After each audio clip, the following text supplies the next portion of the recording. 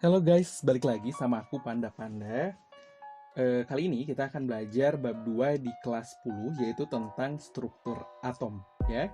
Jadi ini adalah lanjutan materi dari pengantar kimia di kelas 10 semester 1.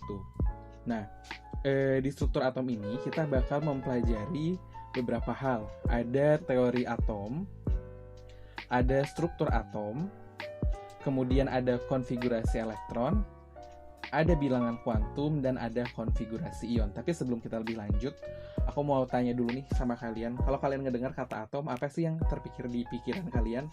Mungkin ada yang mikir tentang bom atom, ada mungkin juga yang berpikir tentang kacang atom mungkin. Tapi di sini kita akan mempelajari atom sebagai sebagai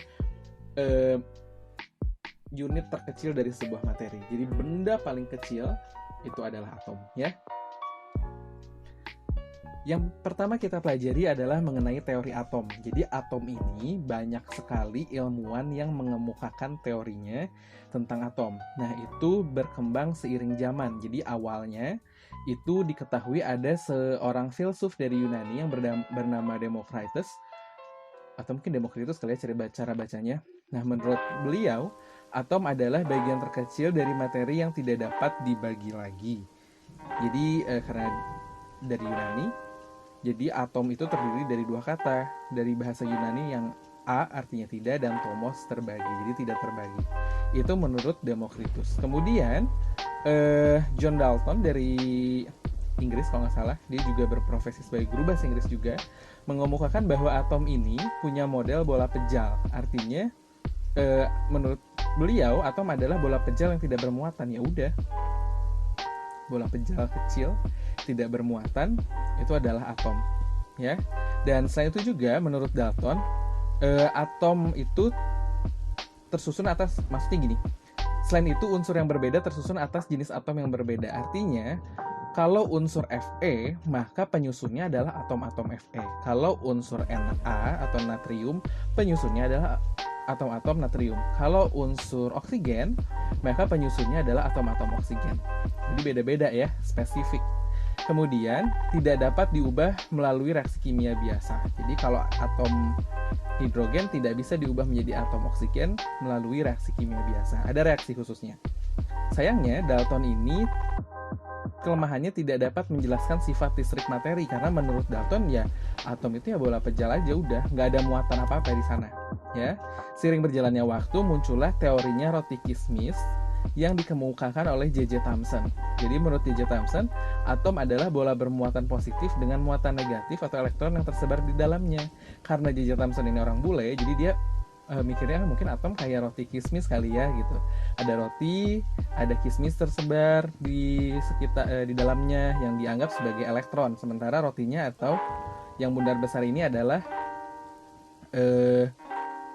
bagian atom yang lainnya gitu ya.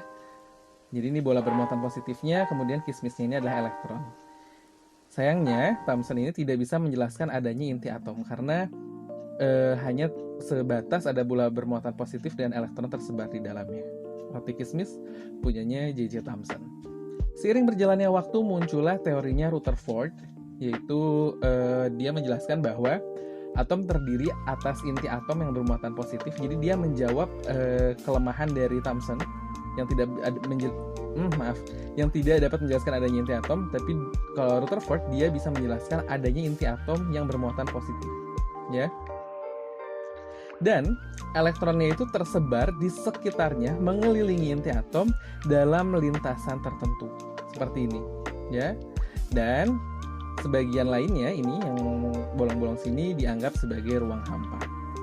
Gitu. Jadi ini inti atomnya di tengah, yang biru ini. Kemudian ini lintasannya, lintasan elektronnya, dan yang merah elektronnya. Nah sayangnya, Rutherford juga tidak dapat menjelaskan mengapa elektron yang beredar ini nggak jatuh ke inti, karena kan elektronnya muatannya negatif ya. Sementara protonnya ini, Sementara inti atomnya ini bermuatan positif gitu. Harusnya kan kalau negatif sama positif kan tarik-menarik ya. Kenapa elektron ini nggak jatuh ke inti gitu? Itu yang tidak bisa dijelaskan oleh Rutherford. Akhirnya berkembanglah teori Niels Bohr yang memodelkan atom ini seperti tata surya, di mana inti atom itu berada di tengah, mirip sih sama Rutherford, tapi elektron yang mengelilinginya ini berada di kulit dengan tingkat energi tertentu, yang menyebabkan dia nggak jatuh ke inti karena punya tingkat energi tertentu tadi. Gitu. Jadi ini ada inti atom di tengah, ini lintasannya kita sebut sebagai kulit atom, ya. Kemudian ada elektron yang tersebar di sana, gitu. Seiring berjalannya waktu, ada lagi teori lainnya tapi tadi agak kelewat ya. Jadi menurut Bohr juga di dalam inti atom ini ada partikel lain yang disebut sebagai proton dan neutron yang nanti kita bakal pelajari. Nah, seiring berjalannya waktu muncullah teori dari de Broglie, Heisenberg, dan Schrödinger, yaitu tentang teori mekanika kuantum. Jadi menurut mereka ada pendapat masing-masing nih. Kalau menurut de Broglie, elektron itu punya dua sifat, yaitu sebagai gelombang dan sebagai partikel. Jadi memang punya massa di sana ya, elektron. Kemudian menurut Heisenberg, kedudukan elektron itu tidak dapat ditentukan dengan pasti. Yang mungkin itu hanya daerah kebolehjadiannya aja yang disebut dengan orbital. Yang mungkin lagi di sini atau lagi di sini atau di sini gitu. Itu daerah kebolehjadian ditemukannya elektron. Kemudian menurut Schrödinger, kemungkinan menemukan elektron itu disebutkan sebagai fungsi jarak dari atom. Ini memang cukup rumit, tapi ya sebagai pengetahuan buat kalian. Jadi menurut teori mekanika kuantum ini, inti atom sama sih, ada di tengah. Kemudian elektron itu ada di sekitarnya, diibaratkan dalam bentuk awan elektron. Karena tidak sepresisi gambar ini. Cuman ini kan lebih mudah dipahami ya, yang teori Bohr-nya ini. Oke. Kalian bisa pause buat baca ini semua, dan aku lanjut ya. Berikutnya ke struktur atom. Jadi tadi kalau dibilang atom itu terdiri dari inti atom yang bermuatan positif di tengah dengan elektron yang bermuatan negatif mengelilinginya. Di sini aku ambil contoh atom litium ya. Atom litium ini kalau berdasarkan struktur atom yang kita lihat, dia memiliki 3 proton, nih yang P, 3 proton, 3 elektron, 1, 2, 3 di luar, dan 4 neutron. Jadi untuk atom dari unsur litium, dia punya komposisi 3 proton, 3 elektron, dan 4 neutron. Untuk proton dan neutronnya berada di inti atom di tengah, sementara elektronnya tersebar di kulit ke-1 ada 2 elektron, di kulit kedua ada 1 elektron. Kenapa nggak semuanya di kulit ke-1 ya? Itu nanti kita bakal pelajari. But well, kita masuk dulu nih ke perbedaan antara proton, elektron, dan neutron. Untuk mempersingkat, untuk proton kita tulis P aja, elektron E, untuk neutron N. Nah, masing-masing dari partikel subatomik ini mereka punya muatan. Untuk proton dia muatannya positif, untuk elektron dia muatannya negatif. Untuk neutron dia tidak bermuatan atau nol. Jadi, kalau kita lihat di litium sini, jumlah proton dan jumlah elektron itu sama-sama 3 kan? Artinya mereka saling meniadakan, apa ya maksudnya? Karena jumlah proton dan elektronnya sama, maka ini atomnya netral. Jadi nggak kelebihan proton, nggak kelebihan elektron. Ngerti ya maksudnya? Oke. Nah, kemudian partikel subatomik juga punya massa.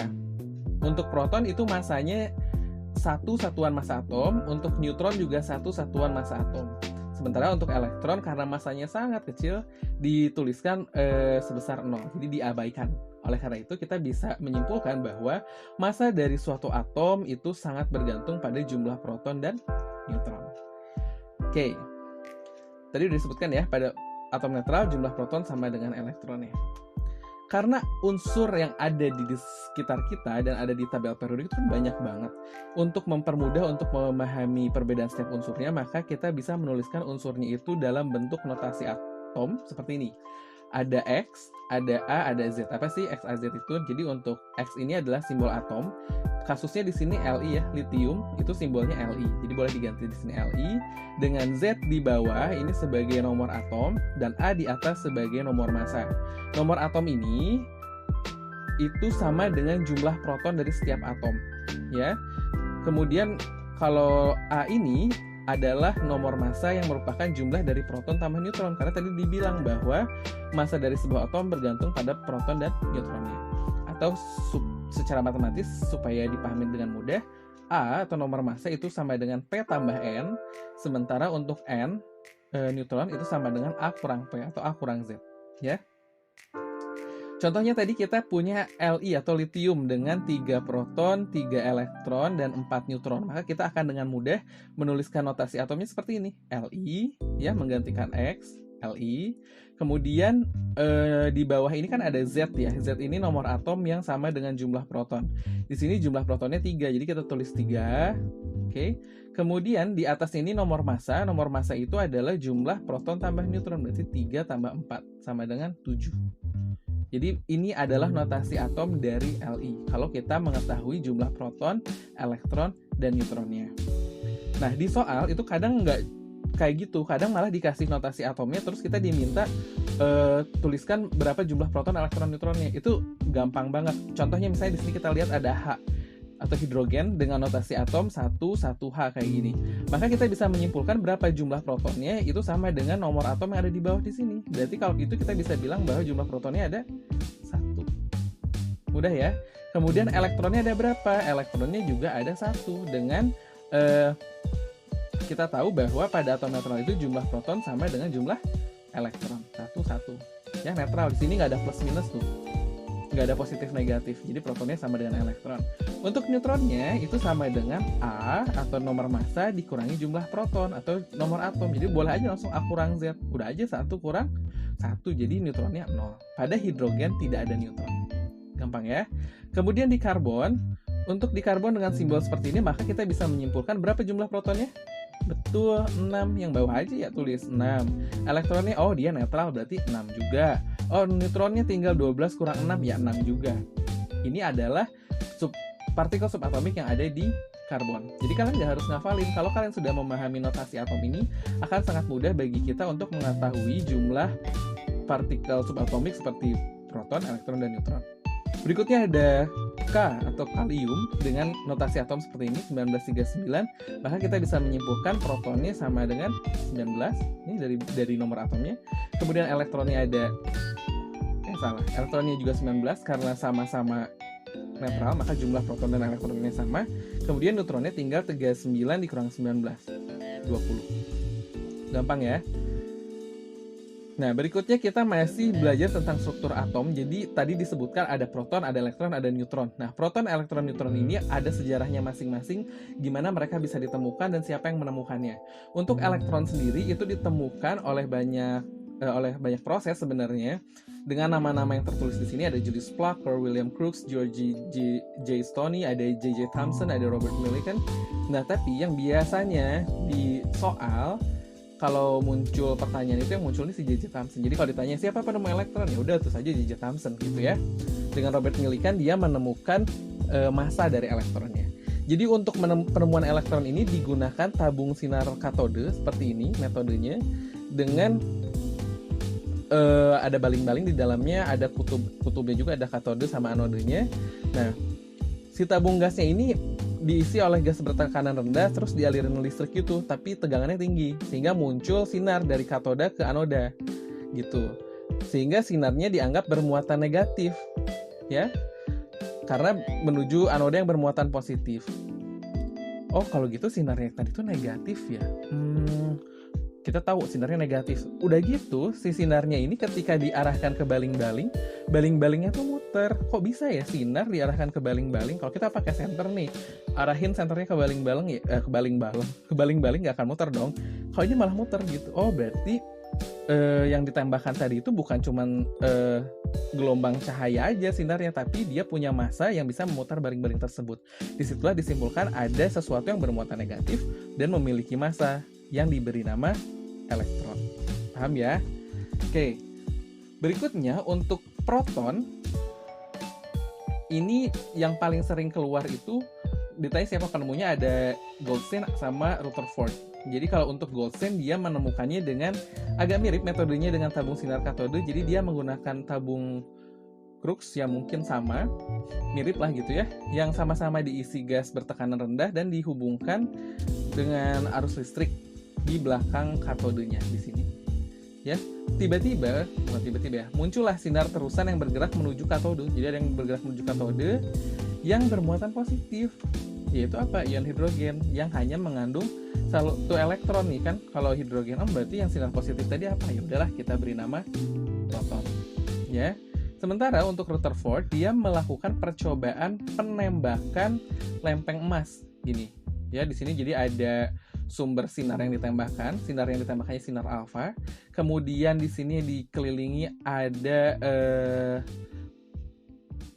ada layar lah ya yang bisa berpendar. Kemudian di bagian tengahnya ditaruh lempengan tipis emas logam. Nah, ketika sinar alfanya ini ditembakkan, ada yang dipantulkan, ada yang diteruskan, ada yang justru dibelokkan. Gitu ya, kesimpulannya yang dari percobaan yang dilakukan oleh Rutherford, sinar yang menembak lempeng emas ini sebagian dibelokkan karena melalui sesuatu yang muatannya berlawanan, kemudian sebagiannya diteruskan karena melalui ruang kosong, dan sebagiannya dipantulkan karena menabrak sesuatu yang masif dan bermuatan yang sama, yang diyakini sebagai inti atom atau which is proton di sana. Ya. Kemudian ada neutron. Neutron ini juga sama, ada percobaannya juga untuk penemuannya. Yang paling sering keluar di jawaban itu James Chadwick, meskipun ada dua rekan yang lain ya. Caranya adalah dengan menembakkan partikel melalui beryllium. Nah, partikel yang tidak dipengaruhi medan magnet akan menumbuk parafin. Dan partikel tersebut tidak bermuatan, tapi masanya sama kayak proton. Itulah yang disebut dengan neutron.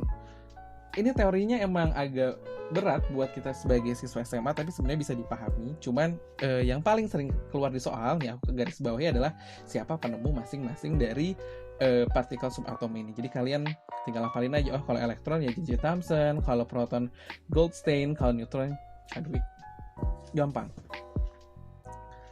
Berikutnya, kalau tadi kita tahu bahwa elektron dan proton itu terletak Kalau tadi kita tahu bahwa proton dan neutron itu letaknya di inti atom, elektron ini kan terletaknya di kulit. Ya, jadi tersebar di dalam kulit atom kayak gini nih. Ini ada inti atom di tengah, kemudian ada elektron yang tersebar, tapi kan nyebarnya juga nggak sembarangan dong, nggak suka-suka kita. Ini udah di kulit pertama ada 2, di kulit kedua ada 1. Kenapa nggak di kulit pertama aja 3-3-nya? Ternyata ada aturannya. Nah, kulit pertama kita sebut sebagai kulit K. Kulit kedua kita sebut sebagai kulit L. Kulit ketiga kita sebut sebagai kulit M. Dan yang keempat ada N dan seterusnya. Tapi kita segini aja ya. Nah, semakin luar kulit elektronnya, semakin luar nih KLMN, semakin tinggi tingkat energinya. Artinya, jika elektron berpindah ke tingkat energi yang tinggi, elektron menyerap energi. Jadi bisa pindah dari K ke L.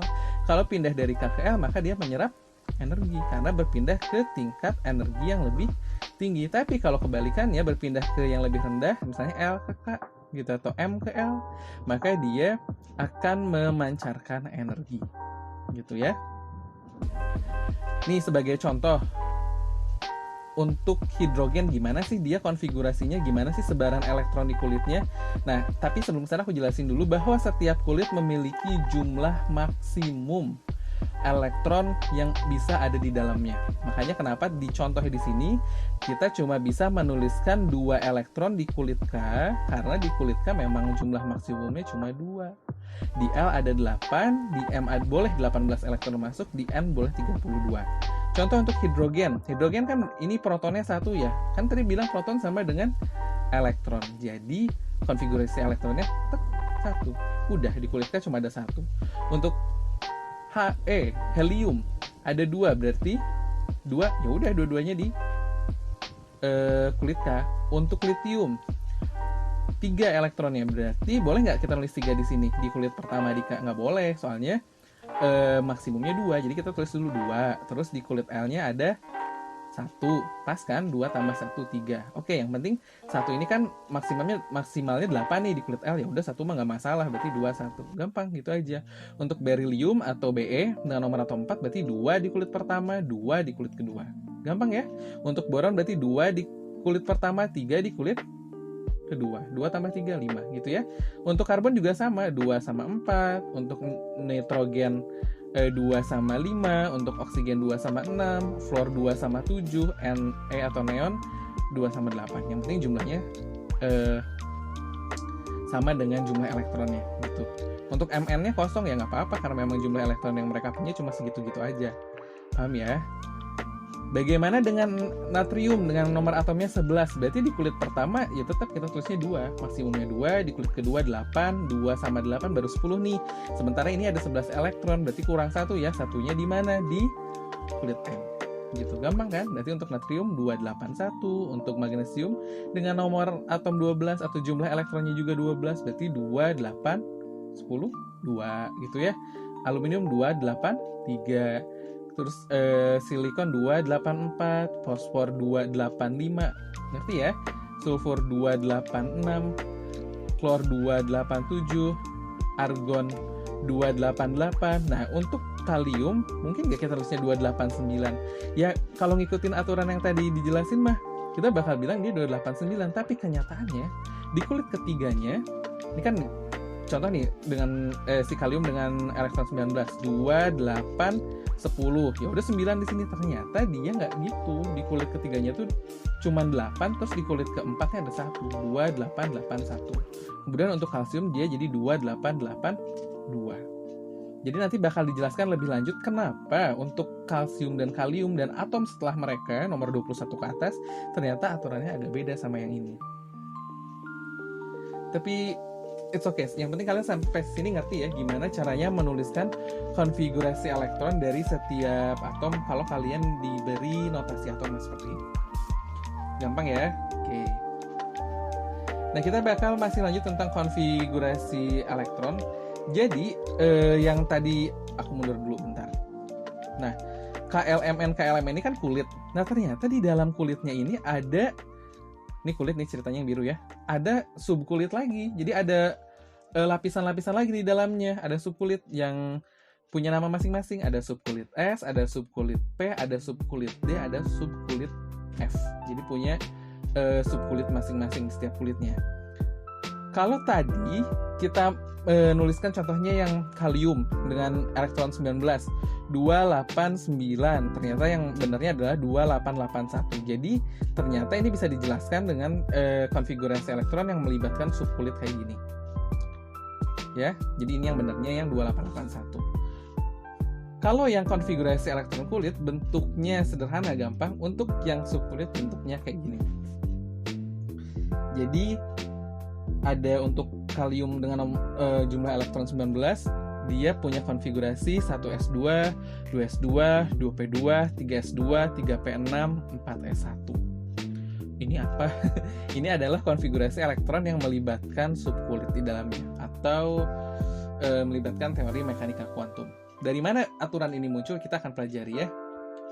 Oke. Aku ambil contoh di sini misalnya 4S1.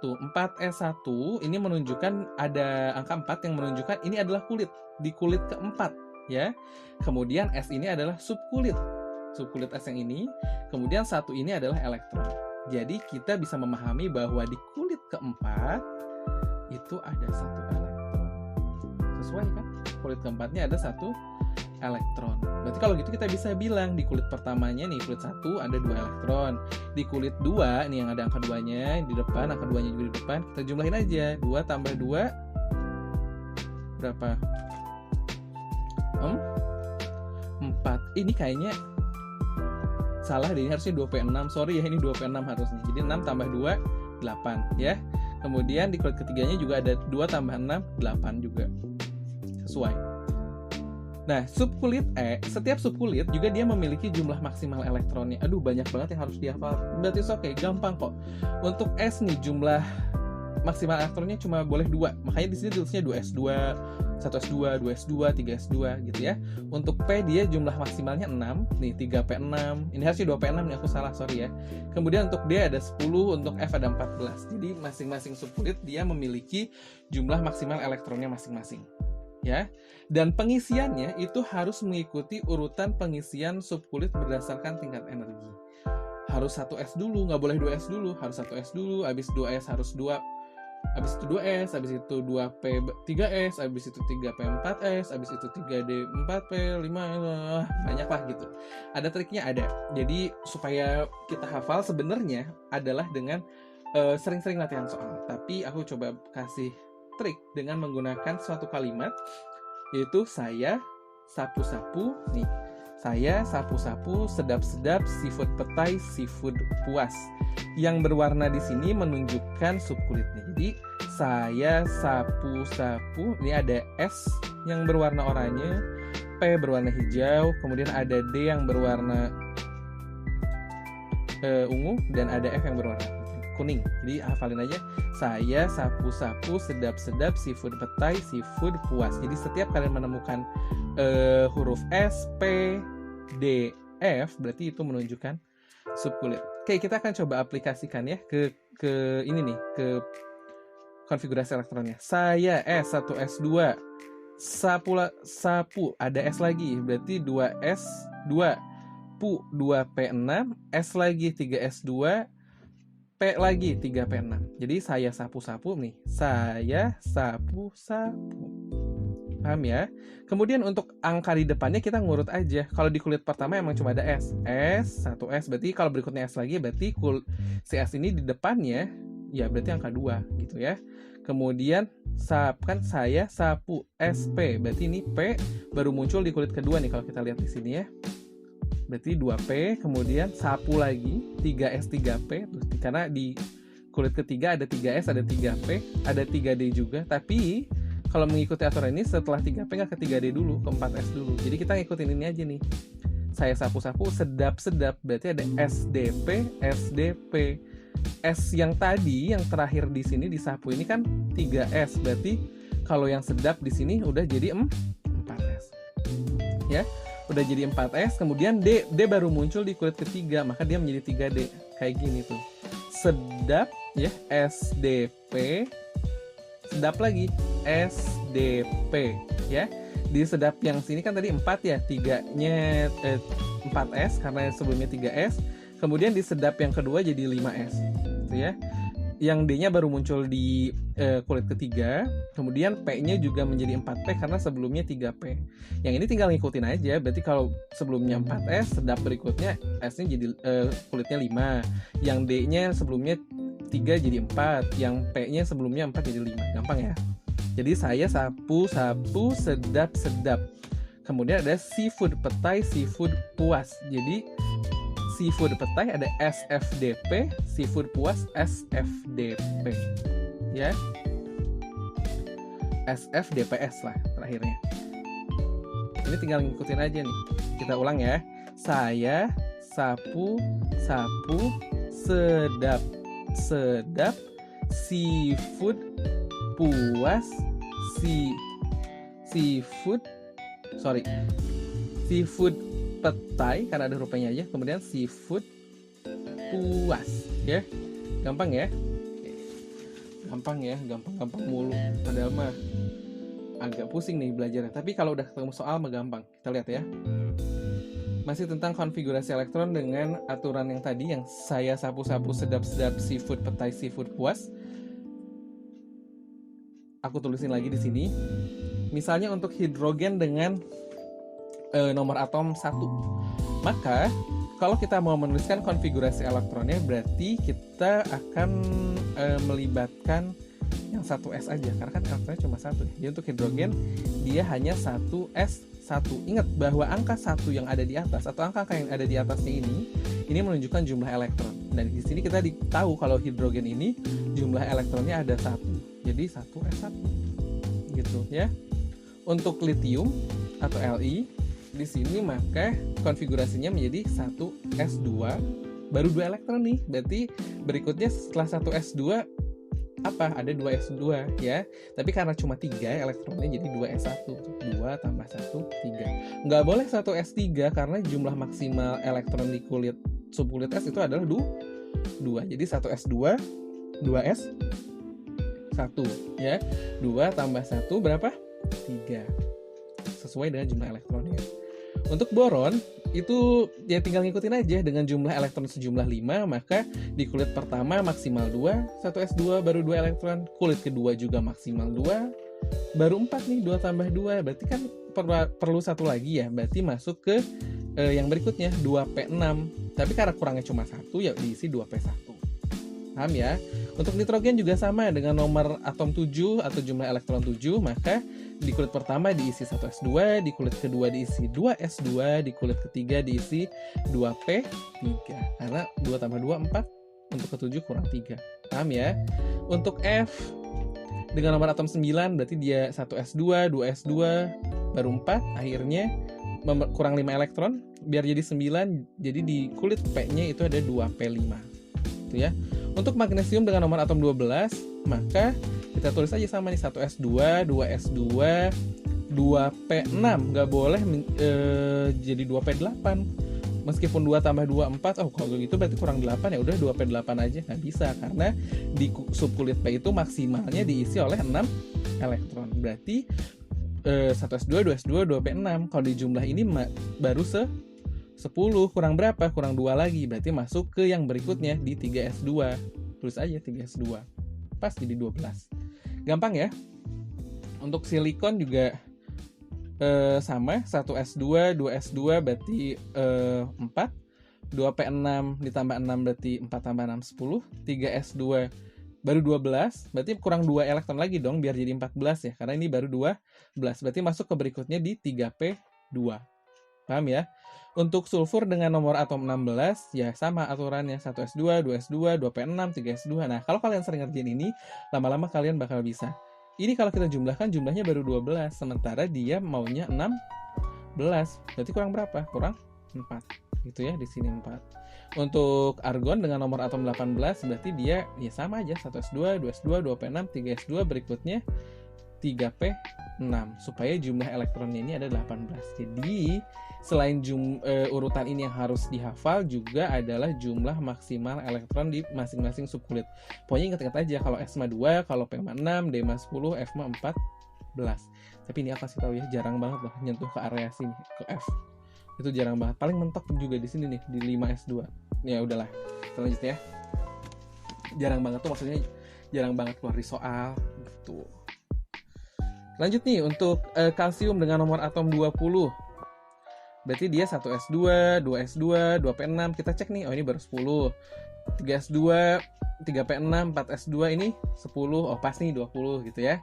Berikutnya untuk skandium dengan elektron 21, berarti 1s2, 2s2, 2p6, 3s2, 3p6, 4s2, di jumlah elektronnya 2 tambah 2 tambah 6 tambah 2 tambah 6 tambah 2, 20, masih kurang 1. Berarti setelah 4s2 masuk ke 3D, ya, karena kurangnya 1 jadi 3d1.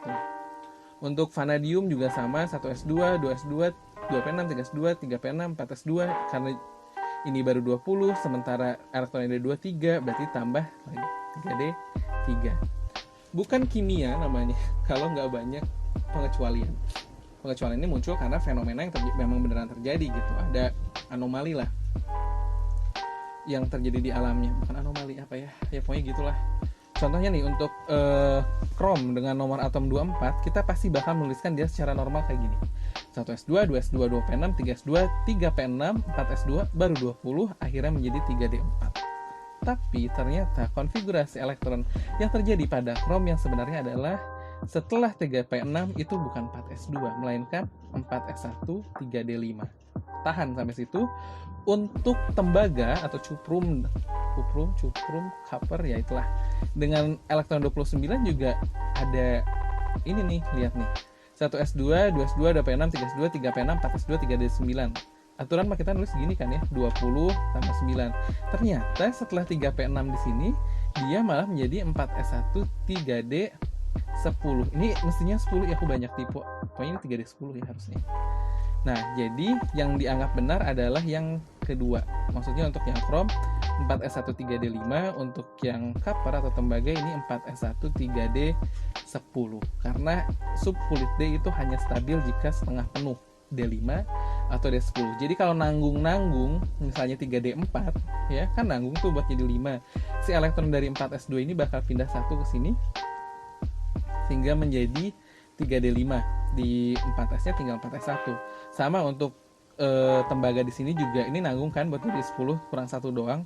Jadi satu elektron dari 4s2 sini bakal pindah jadi 3d10. Paham ya? Oke. Tuh, aku tulis lagi, kalau S2D4 jadi S1D5, kalau S2D9 jadi S1D10. Sorry ya, ini typo. Oke, berikutnya masih tentang konfigurasi elektron. Dengan aturan yang tadi saya sapu-sapu sedap-sedap seafood petai, seafood puas, aku tulis lagi di sini, nggak apa-apa sebagai panduan. Nih, aku kasih lihat ya sebelumnya. Ini kan panjang banget nih. Ini bisa disingkat nggak? Bisa dengan menggunakan apa? Dengan menggunakan konfigurasi elektron gas mulia supaya lebih singkat. Nah, berarti kita kenalan dulu nih sama gas mulia, ada di golongan 8A di paling pojok tabel periodik pojok kanan. Ada helium, neon, Arab, kok Arab? Bapak ingat singkatannya, argon, krypton, xenon, dan radon. Ya, jadi ada periode 1, 2, 3, 4, 5, 6 di tabel periodik. Kenapa aku menyebut Arab? Karena untuk ngapalin unsur-unsur yang ada di golongan 8A ini, itu kita bisa pakai singkatan sendiri, yaitu heboh, negara, Arab, karena seksi ratunya. Makanya tadi aku nyebutnya Arab, harusnya argon ya. Ini paling enggak dihafalkan supaya apa? Supaya kita bisa menuliskan konfigurasi elektron dengan cara yang singkat, dengan menggunakan gas mulia. Contohnya, Cl dengan nomor atom 17. Kalau kita nulis konfigurasi, kita bakal nulis 1s2, 2s2, 2p6, 3s2, 3p5.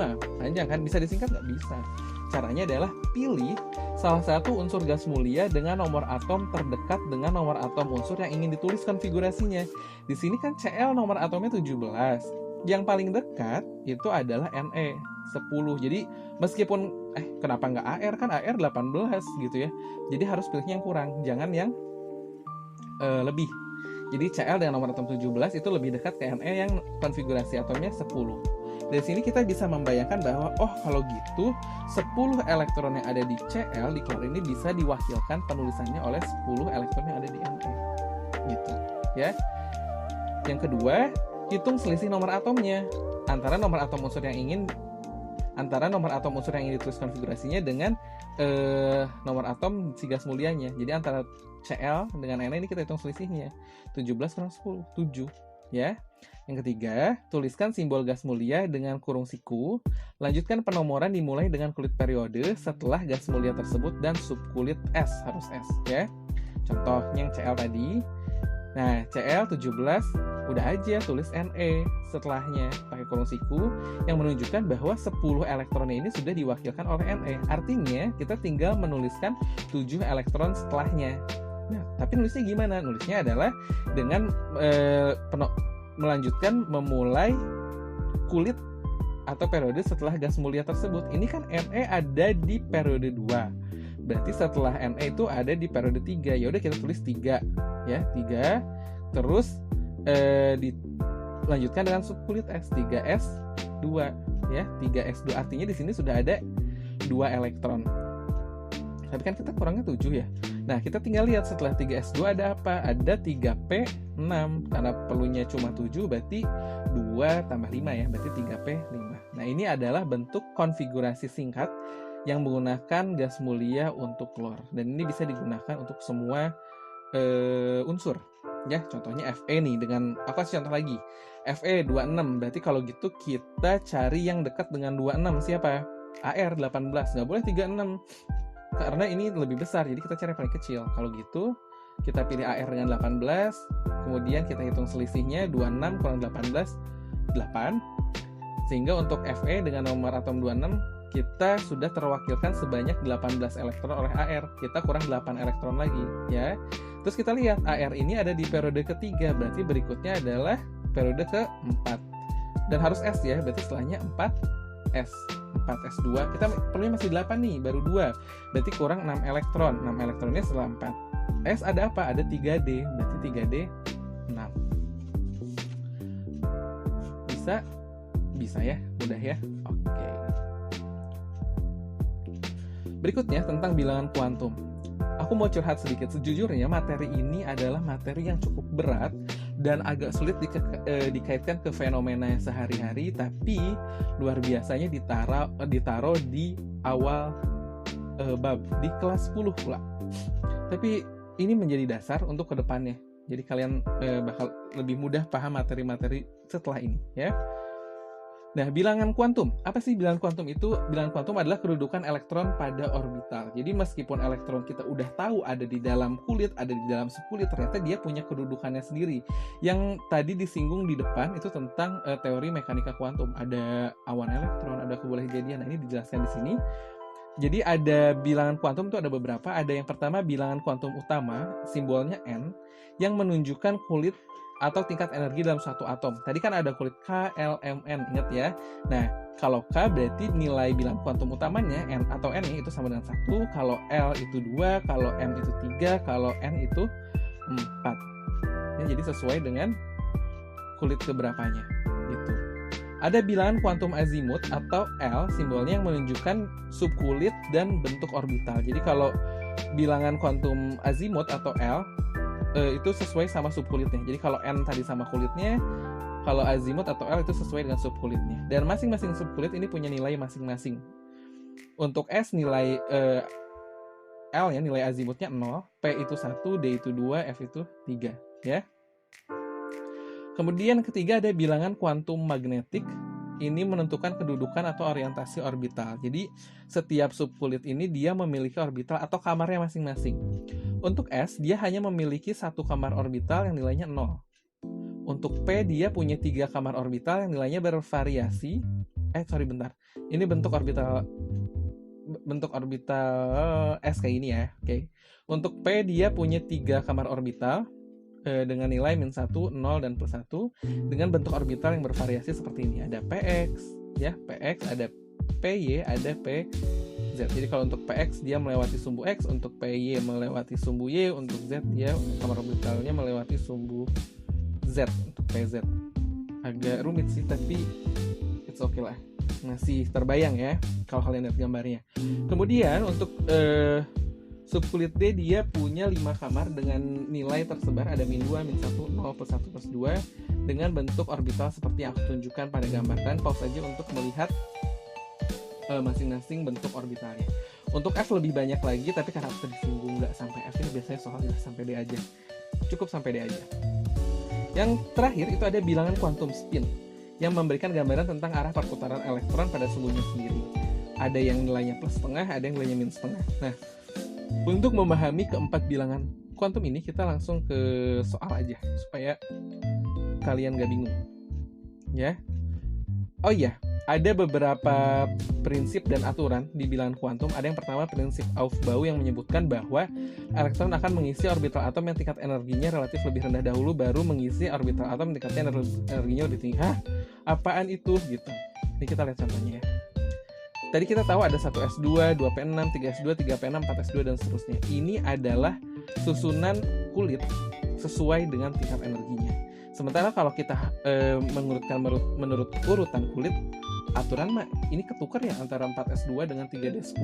Harusnya kan 3d dulu kalau mau ngurut berdasarkan angka atau urutan kulitnya. Iya, tapi yang berdasarkan tingkat energi ternyata 4s2 terlebih dahulu. Jadi kita harus mengikuti aturan ini. Ya. Elektronnya harus mengisi orbital atom yang tingkat energinya relatif lebih rendah dari 1s2 sampai akhirnya ke energi yang lebih tinggi yang kulitnya lebih luar, lebih akhir maksudnya.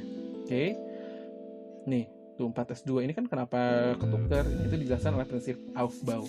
Kemudian menurut aturan Hahn, pada pengisian orbital-orbital yang singkat, elektron tidak membentuk pasangan lebih dahulu sebelum masing-masing orbital singkat terisi sebuah elektron dengan arah spin yang sama.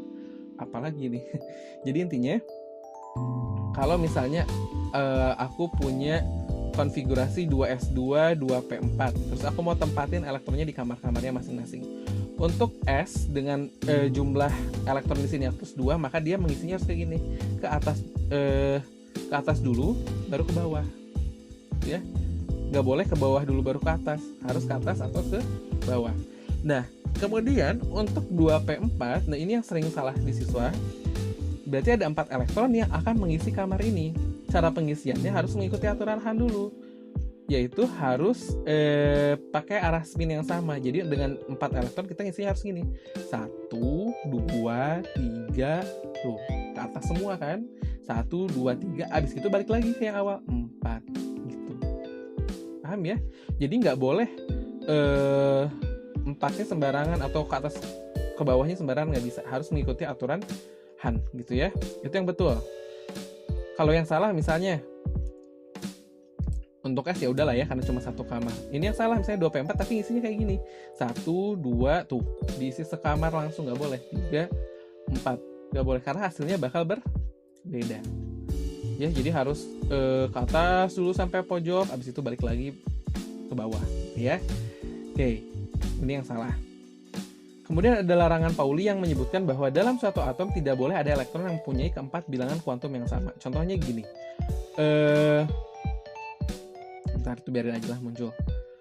3P itu bisa 3p3 bisa 3p6. Ya, pada setiap atom, nggak setiap, pada beberapa atom muncullah si 3p3 dan 3p6.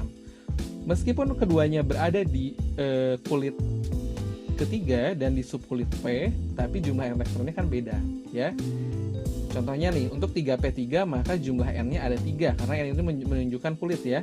Kemudian L-nya 1 karena untuk P nilai L-nya itu sama dengan 1. Bilangan kuantum azimutnya sama dengan 1.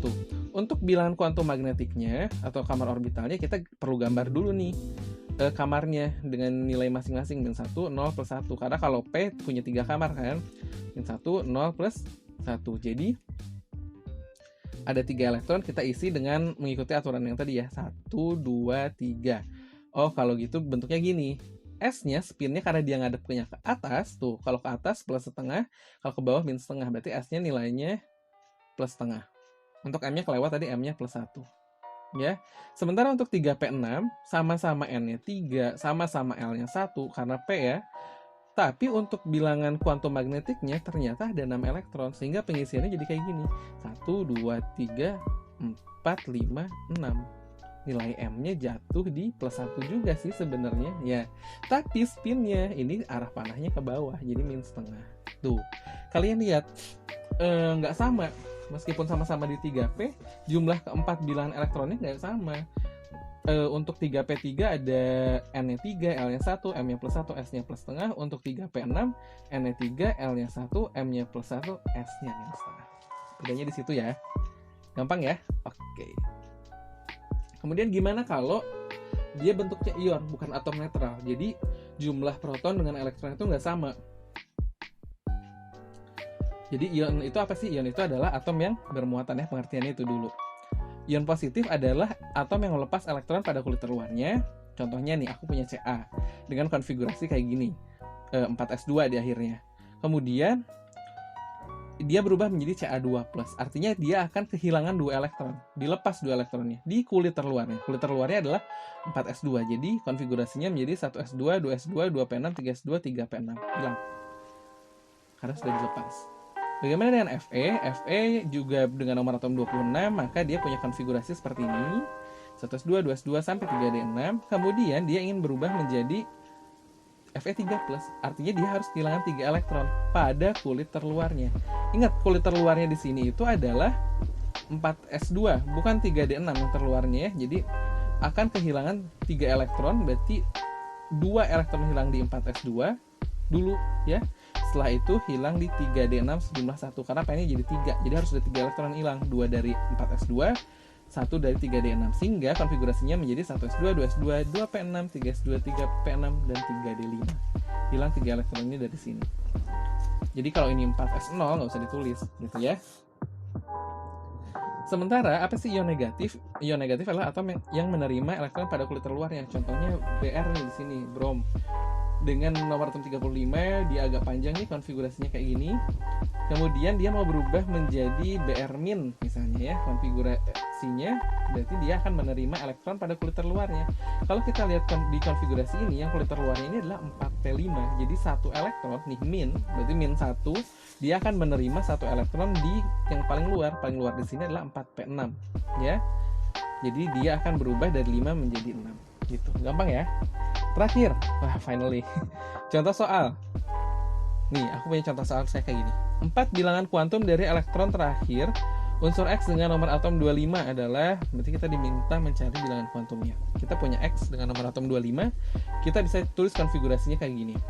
1s2, 2s2, 2p6, 3s2, 3p6, 4s2, 3d5.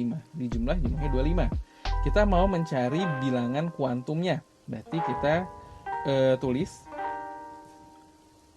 yang terakhir, karena mintanya elektron terakhir, berarti di 3d5 dong, pasti di sini yang terakhirnya ya. Ingat, 4s2 itu terluar, 3d5 itu terakhir, karena penulisannya ada di terakhir. Di 3d5 berarti n-nya sama dengan berapa? N itu menunjukkan kulit, jadi n-nya ada 3. Kemudian L-nya, L itu menunjukkan subkulit D itu nilainya berapa? 2 ya. Kemudian M-nya, nah untuk M-nya kita menunjukkan orbital, berarti kita perlu gambar orbitalnya. Dengan jumlah elektron 5, maka kita akan melakukan pengisian orbital seperti ini. 2, 3, 4, 5 kayak gitu ya. Berarti nilai M-nya plus 2 karena berakhir di orbital plus 2. Kemudian S-nya karena dia ke atas maka nilainya plus setengah. Jadi nilai keempat bilangan kuantum dari elektron terakhir unsur X dengan nomor atom 25 adalah N yang sama dengan 3, L yang sama dengan 2, M yang sama dengan plus 2, S yang sama dengan plus setengah. Oke, jadi itu untuk struktur atom. Kalau kalian punya contoh soal yang mungkin bisa aku bahas ke depannya, kalian bisa share. Karena aku nggak berani untuk menampilkan contoh soal dari buku, takutnya kena copyright kan, dan nggak ngehargain mereka juga. Jadi tolong kalau kalian punya soal boleh di-share aja, nanti mungkin aku bisa bantu bahas gitu ya. Ini mah aku bahas secara teorinya aja supaya kalian-kalian yang malas baca bisa sedikit terbantu lah kalau aku ceritain. Okay, see you on the next time. Bye.